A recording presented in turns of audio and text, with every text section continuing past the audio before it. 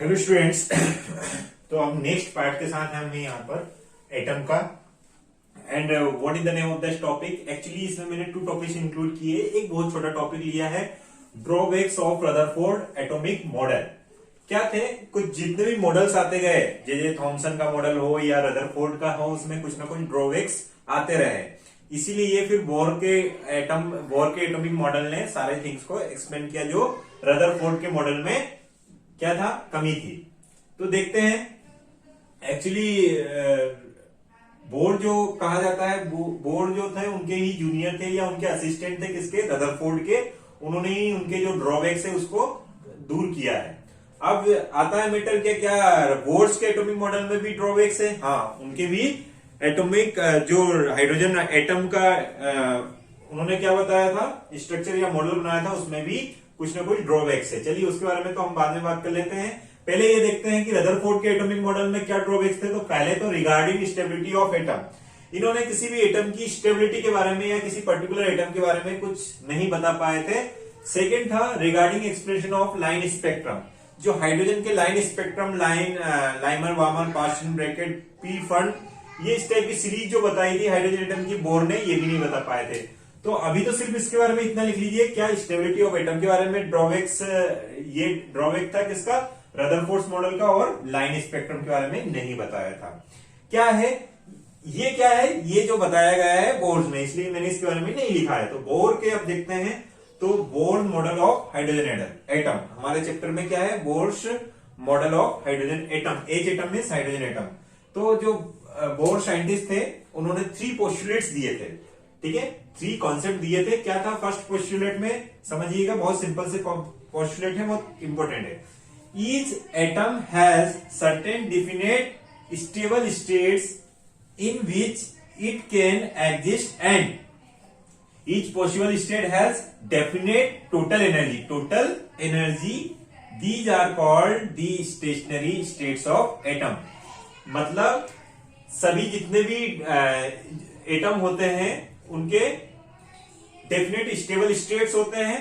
Okay, और each possible state के पास total energy कुछ होती है, और जिनके पास टोटल एनर्जी होती है उन स्टेट्स को बोला जाता है, क्या बोला जाता है बच्चों, स्टेशनरी स्टेट्स ऑफ एटम, जिसकी टोटल एनर्जी कुछ ना कुछ होती ही है। सेकेंड पोस्टुलेट में क्या बोलते हैं, देखिएगा, जब इलेक्ट्रॉन किसी न्यूक्लियस के अराउंड, किसी एटम के इनसाइड न्यूक्लियस के अराउंड इलेक्ट्रॉन रिवॉल्व करता है, तो रिवॉल्व करता मतलब सर्कुलर मोशन हुआ, नियर अबाउट एंगुलर मोशन हुआ। एंगुलर मोशन होता है तो एंगुलर मोमेंटम होता है बच्चों। तो उन्होंने क्या बोला है, the angular momentum of revolving electrons is equal to NH upon 2π। ये एंगुलर मोमेंटम है, मैथमेटिकली इसको लिखते हैं L is angular momentum is equal to NH upon 2π। Here N is principal quantum number, principal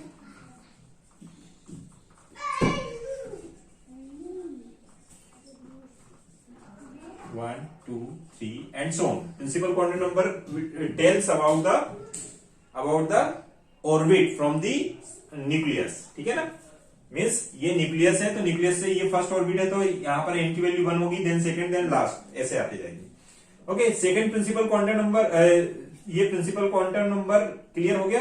अब ये एंगुलर मोमेंटम होता है, और हमें पता है लीनियर मोमेंटम और एंगुलर मोमेंटम में क्या रिलेशन होता है, ये होता है। तो हम इसी को लिख सकते हैं, दोनों को इक्वल करेंगे तो mvr is equal to NH upon 2π लिख सकते हैं बच्चों। ये देखिएगा, इसको मैं ऐसा लिख सकता हूं, ठीक।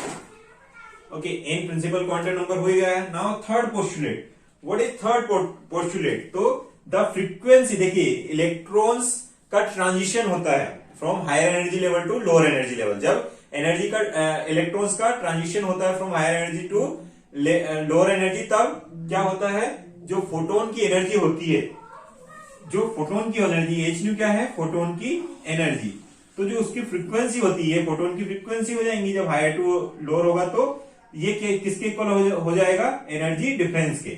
एनर्जी डिफरेंस मतलब जो हायर एनर्जी लेवल है उसमें इलेक्ट्रॉन के पास कोई एनर्जी होंगी, और माइनस फाइनल मतलब लोअर एनर्जी लेवल में इलेक्ट्रॉन की कुछ एनर्जी होंगी। तो दोनों स्टेट्स में जो डिफरेंस आएगा एनर्जी का, वही फोटोन की एनर्जी के इक्वल होगी। Is this clear to everybody. तो जो बोर्स पोस्टुलेट्स क्लियर हो गए होंगे, रदरफोर्ड्स के जो ड्रॉबैक्स थे उनको ही फुलफिल किया किसने, बोर्स के हाइड्रोजन एटम ने. Okay, remaining things we will discuss in next part. So thank you for watching this video. Keep watching and keep sharing. Thank you.